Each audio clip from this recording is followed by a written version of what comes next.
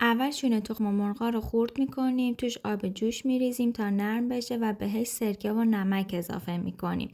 انقدر هم بزنید تا خیلی خوب با همدیگه میکس بشه. حدود 2-3 روز بذارین تو همین حالت بمونه. بعد از روز سوم از آبکش ردش بکنید و کاغذتون رو فشرده بکنید به حدی که موادتون 2-3 قطره آب داشته باشه. حالا باید بهش چسب چوب اضافه کنیم. مقدار مشخصی برای چسب چوب نداریم، چون که به جنس کاغذ شونه تخم مرغتون بستگی داره.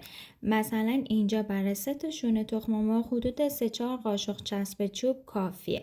حالا وقتی که چسب چوب رو ریختین خوب به هم دیگه میکس بکنید و مخلوطش بکنید تا کامل به خورد موادتون بره.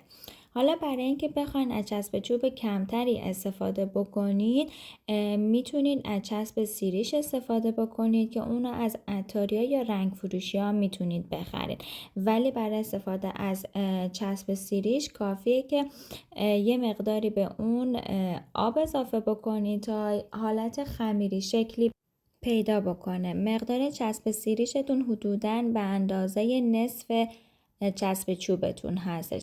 موقع استفاده از چسب سیریش میتونید شما به صورت پودری هم استفاده بکنه، ولی وقتی که آب میریزین توش و اون حالت ژله‌ای پیدا میکنه توی کیفیت کارتون خیلی بهتر میشه.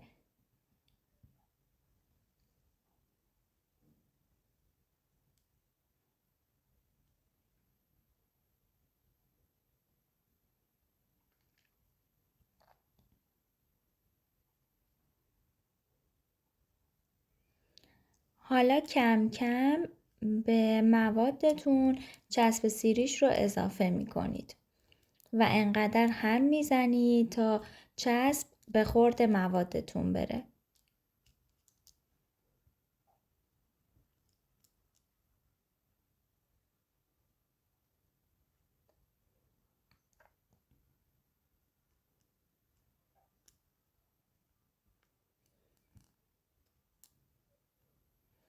در آخر حدود 1 پیمونه که همون معادل 1-2 قاشق غذاخوری هستش بهش پودر مل اضافه میکنید و دوباره این موادتون رو انقدر هم میزنید و ورز میدین تا خمیرتون آماده بشه و بتونید از خمیرتون استفاده بکنید.